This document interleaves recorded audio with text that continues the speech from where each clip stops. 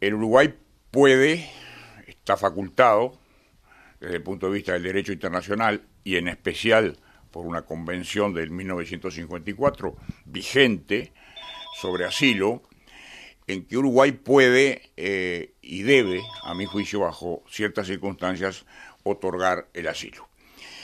Conceder el asilo en este momento es hacer una apreciación preliminar, porque es una figura más que nada inspirada en la urgencia, es decir, el asilo, cuando la embajada abre la puerta para que ingrese un asilado o alguien, una persona que pide asilo, ese es un acto instantáneo. Eso está, sobre todo, caracterizado por la urgencia. Ahí no hay una decisión, diría yo, motivada, fundamentada jurídicamente, sino que es una decisión de protección. Como tal, debe ser inmediata.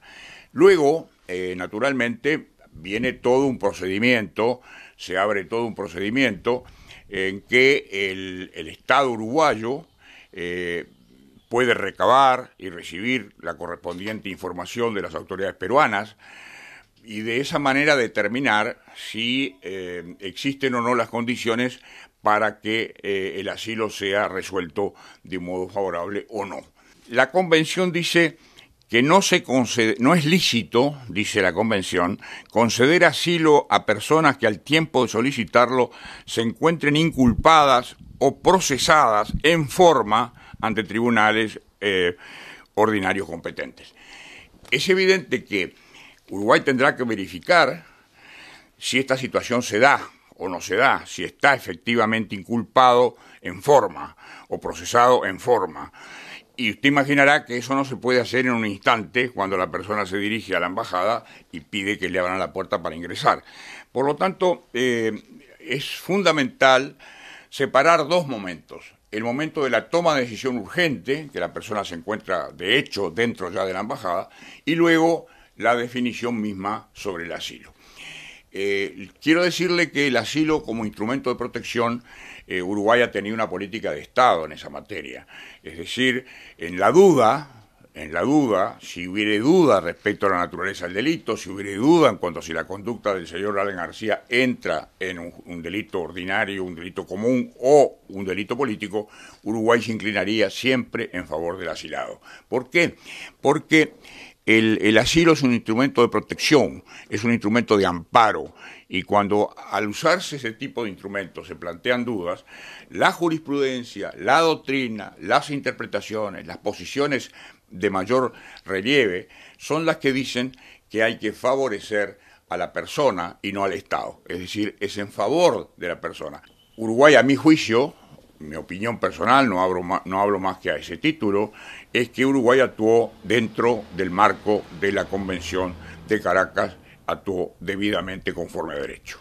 La norma del artículo 3 del tratado dice que no corresponde el asilo político en delitos comunes o delitos digamos, que son imputados e incluso condenados.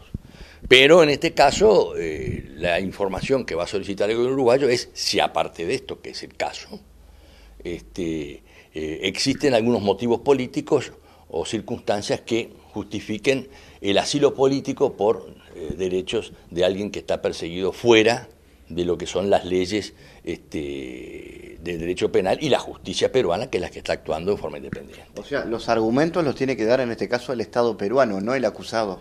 No, es el Estado peruano que le dice, por la información, que es un derecho de gentileza, por decir así, le dice, bueno, por este tema, con la información del Poder Judicial. El que decide si le da el asilo político o no es el gobierno uruguayo, que al decidir por sí o por no tiene que dar ninguna explicación. Y entonces, si le dice que sí, entonces el asilado, por decirlo así, tiene derecho a pedir el salvoconducto que lo pide el gobierno uruguayo para trasladarlo fuera del territorio peruano, ya sea al Uruguay o a otro país. Y después de eso, y si le dice que no, lo entrega a las autoridades peruanas. Aquí, en este caso, mientras esté en la embajada y mientras se siga la discusión, o no se decida, bueno, se va a hacer interpretaciones de todo tipo, políticas y presiones, y decir, bueno, el gobierno uruguayo protege a un delincuente, otros van a decir, no, el gobierno uruguayo está tratando de ver si existe un motivo político. No quisiera estar yo, la verdad, en los pies del gobierno uruguayo, porque es un tema muy difícil. Lo que sí tiene que hacer es, me parece, aplicar con la mayor rigidez el derecho.